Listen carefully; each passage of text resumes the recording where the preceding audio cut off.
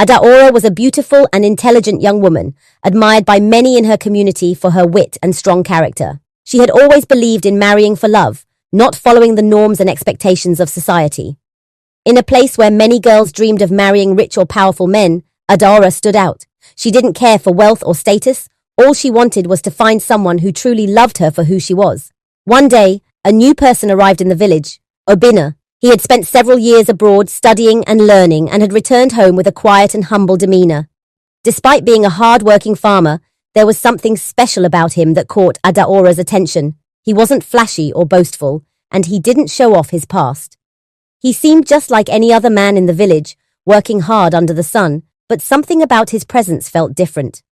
While many women in the community were already intrigued by Obinna, Adaora didn't see him in the same light. She didn't believe in fairy tales or marrying someone because of their appearance or status.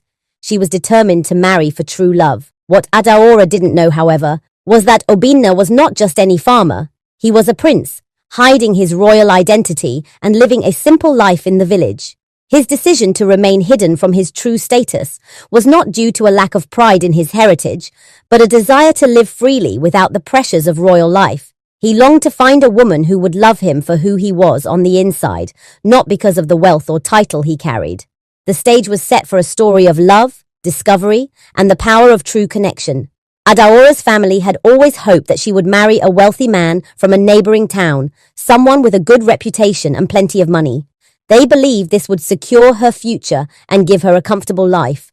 But Adaora was different. She didn't care about wealth or status. Her heart wanted more than just material things. She dreamed of marrying someone who truly cared for her, someone who could support her goals of personal growth and helping her family. At the same time, Adaora was busy with her work. She helped her family with their daily chores, especially her mother, who often struggled with the heavy tasks around the house. Adaora was also focused on improving her skills and education, hoping to one day do something more with her life than just getting married. She didn't want to be tied down to a man simply because of his wealth, but her family didn't understand this. They insisted that she settle down with someone rich, especially when a suitor from a nearby town came to visit. Meanwhile, Obinna had just returned to the village after spending years abroad. He had studied hard, but his father had passed away, leaving him with the responsibility of managing the family farm. Instead of returning to a life of luxury, Obinna chose to live a modest life. He moved into a small house on the outskirts of the village, far away from the memories of his royal family. Although he was a prince by birth, he preferred to live like a simple farmer, away from the attention that his title would bring. Obinna's quiet, humble nature caught Adaora's attention when she first met him. She saw him working hard on the farm, just like any other villager. He didn't try to show off, and he wasn't flashy or boastful. To Adaora, he was simply another hard-working man who had returned to help his family. She didn't see him as someone to pursue romantically, but she admired his dedication to his work and the respect he had for others. Obinna, in turn, respected Adaora's strength and independence. He noticed how she balanced her responsibilities, helping her family while striving to grow as an individual. He admired her determination and intelligence. Though he was drawn to her, he didn't make any romantic advances. He knew that Adaora was focused on her own life and had no interest in being pressured into a relationship. But their mutual respect for each other grew, even though there was no love or romantic interest between them at first. At this point, neither Adaora nor Obinna knew the other's true feelings. Adaora remained focused on her dreams, while Obinna quietly admired her, hoping that someday she might see him for who he truly was, beyond the simple farmer's life he had chosen to live. As time went on, Adaora and Obinna began to spend more time together. They worked side by side on the farm, taking care of the crops and animals. Adaora admired Obinna's hard work and quiet nature. She liked how he always did his best, no matter how difficult the task was. They talked about many things while working, and slowly a friendship started to form between them. Adaora didn't know about Obinna's royal background. To her, he was just a kind, hard-working man who was helping with the farm, just like anyone else. Obinna, on the other hand, was becoming more and more captivated by Adaora. He admired not just her beauty, but also her intelligence and strong spirit. Adaora had dreams of making her life meaningful, beyond just getting married. She wanted to help her family, learn new things, and grow as a person. Obinna respected this about her, as he too valued things beyond wealth and status. Although he felt drawn to her, he never showed it. Instead, He enjoyed their friendship and the time they spent working together, secretly hoping that she would one day see him in a different light. At the same time, Adaora's family continued to push her toward marriage. They suggested several wealthy suitors, men who could offer her a comfortable life, but Adaora was determined to marry only someone who truly respected her. She didn't want to marry for money or status. Adaora was clear with her family, telling them that she would only marry a man who would support her dreams and her desire to live life on her own terms. She rejected each suitor, no matter how rich or well-known they were. Her family didn't understand why she was turning down these offers.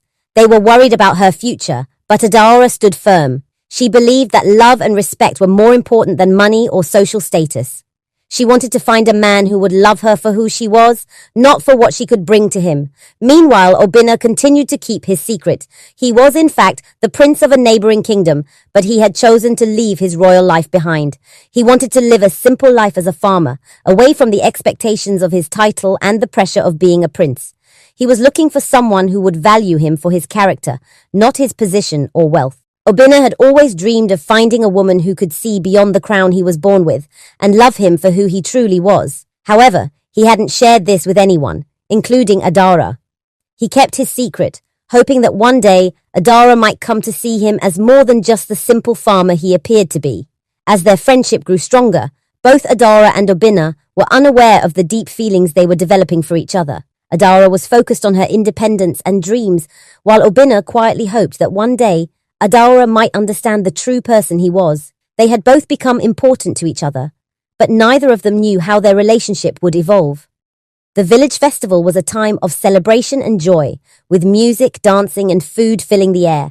The whole village gathered to enjoy the festivities, and Adaora was no exception.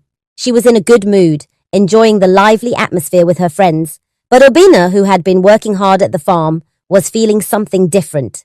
As he watched Adaora, something deep inside him urged him to finally speak the truth. He had been hiding his feelings for so long, and now, with the festival as the perfect backdrop, he decided it was time to tell Adaora how he felt. With a pounding heart, he approached her. As she laughed with her friends, Obinna stepped forward, his voice shaking slightly. He told Adaora that he had something important to share, something he couldn't keep inside any longer. Adaora, he began, there is something I must tell you. I have fallen in love with you. I have admired your strength, your beauty, and your heart. You are the kind of woman I have always dreamed of, and I want to spend my life with you. I am not just a farmer. I am the prince of a neighboring kingdom. I came here to live a simple life, away from all the expectations of royalty, because I wanted to find someone who would love me for who I am, not for my title. Adaora, will you marry me? Adaora stood frozen for a moment, the words hanging in the air. She had never expected this. She had always seen Obinna as just a farmer, a kind and hard-working man, but never as someone who could be a prince. She felt confused and unsure, her heart racing. But despite the shock, Adaora's response was clear. Obinna, I cannot marry you, she said gently but firmly. I have always believed in marrying for love, not because of someone's title or wealth. You may be a prince, but to me, you are just another man. I want someone who sees me for who I truly am, not just because I'm beautiful or because of what I can bring to them. Her words stung Obinna like 1,000 needles. He had hoped that Adaora would see him for the person he was and not be blinded by his title, but her rejection, although kind, cut deep. He had poured out his heart, revealing his true identity, hoping for a chance at love, only to be turned away. Obinna's heart broke as he watched Adaora walk away, her words echoing in his mind. He had thought that she might feel the same way, but now he realized that he had been wrong. Adaora wasn't ready to accept him as he was. She still saw him as just a simple farmer, not the prince he truly was. As the night went on, Obinna felt a deep emptiness inside him. The village festival that had once seemed so full of life now felt like a cruel reminder of his failure. He had laid his heart bare, and in return he had received a painful rejection. His love for Adaora was real, but for now, it seemed that she couldn't see past the life he had chosen to live. After the festival, Adaora couldn't stop thinking about the events that had unfolded. She had rejected Obinna's proposal, but as the days passed, she started to feel a strange sense of doubt. Was she too quick to judge him? She had been so focused on wanting a relationship based only on love and not status, but Obinna had shown her something different. He had given up his royal life to live humbly as a farmer, and he had treated her with kindness and respect from the very beginning. Could it be that she had overlooked something important in her desire to keep things simple? Adaora spent many quiet nights thinking about her decision. She realized that love wasn't always about rejecting wealth or status. It was about finding someone who truly understood and respected her. Obinna had done just that. He had never pressured her to be anything other than herself, and he had never tried to impress her with his title. Adaora began to question if she had made the right choice. Had she been too stubborn, too proud to see what was right in front of her? Her heart ached as she thought of Obinna, wondering if she had lost her chance at happiness. Meanwhile, Obinna, feeling completely heartbroken, made the difficult decision to leave. The rejection had cut deeper than he had expected. Despite all the time he had spent building a life in the village, it seemed like Adaora could never see him for who he truly was. He had hoped she would accept him, but now he felt that there was no place for him in the village any longer. His love for her had been genuine, but Adaora's refusal had made him question everything. Obinna packed his things and prepared to leave the place he had grown to love. He walked through the fields that had once felt like home, but now they seemed empty. He looked around at the simple life he had created, the friends he had made, and the peaceful days he had spent with Adaora. All of it was now slipping away. He had tried so hard to keep his identity a secret, hoping to find love without the burden of being a prince.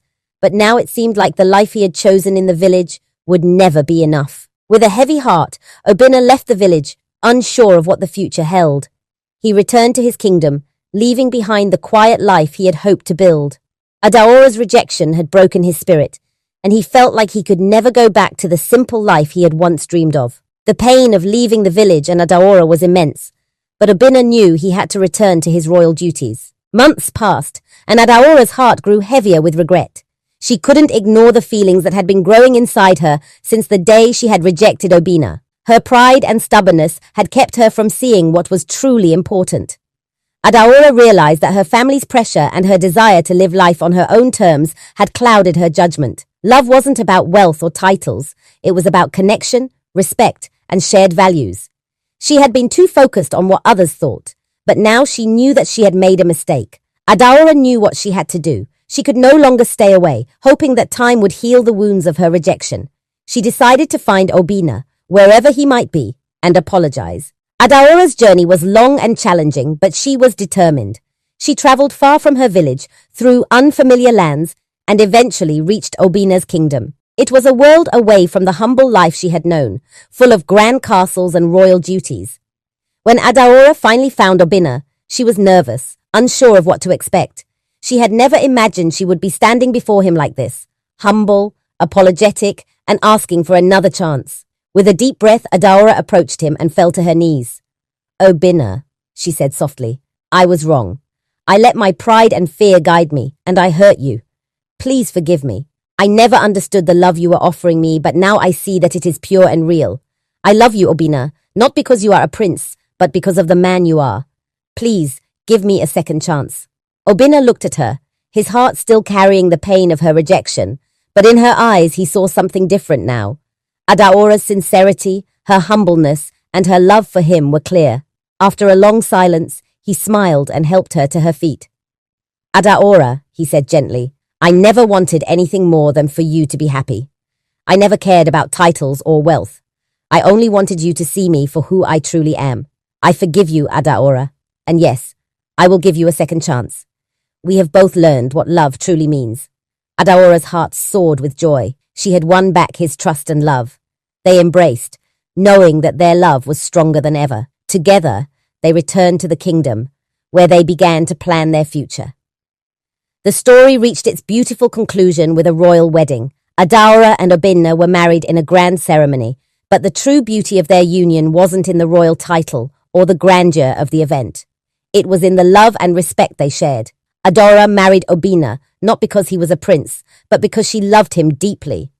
The wedding was a celebration of their journey, the lessons they had learned, and the love that had brought them back together. Their wedding was a symbol of how love transcends all barriers, whether social status, wealth, or pride. And in the end, they lived happily ever after, knowing that they had found something rare and precious, love that was pure and true.